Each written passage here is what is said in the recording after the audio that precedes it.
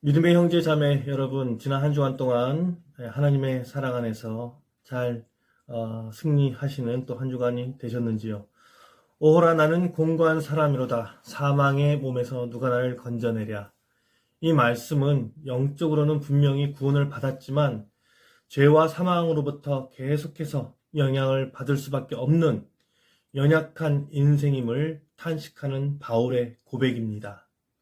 우리도 역시 분명하게 예수 그리스도의 구속의 은혜로 죄사함을 받은 사람들입니다. 그리스도 예수 안에 있는 자에게는 결코 정죄함이 없나니라고 성경은 우리에게 말씀합니다. 그런데 우리의 삶의 실상은 어떻습니까? 우리는 여전히 죄된 생활에 묶여 공고한 삶을 살고 있지는 않습니까? 하나님께로부터 의인이다라고 불리움받은 우리들인데 여전히 믿는 자의 일탈의 모습이 자꾸 나옵니다. 그래서 성도들이 들을 수 있는 말이, 예수 믿는 사람이 어떻게, 교회 다니는 사람이 그럴 수가, 이런 소리를 듣게 되죠. 여러분이 그런 말을 들을 때 두 가지 마음이 교차하게 되실 것입니다. 저 사람이 나를 그리스도인으로 인정하고 생각하는구나 하는 그 마음과, 어떻게 그럴 수 있느냐라는 말이 나오게 하는 그런 내 행동에 대한 책임감, 이 두 가지가 내 머리를 스치고 지나갈 것입니다.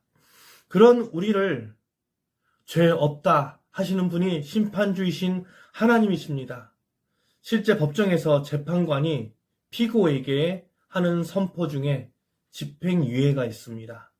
집행유예는 죄인이 아니다, 죄가 없다를 선포하는 것은 아니지만 죄 없는 것처럼 법정 구속이 되어 감옥으로 가도록 하는 것이 아니라 바로 집으로 귀가해도 되는 것입니다.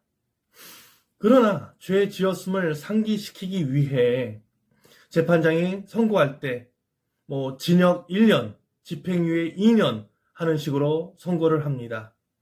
집행유예 2년 동안 같은 죄를 짓지 않으면 선고된 징역 1년이 사라지게 되는 것이고, 또 집행유예 기간 사이에 동일한 죄를 지으면 이미 선고된 1년의 징역에다가 더 가중된 처벌을 받게 되는 것입니다.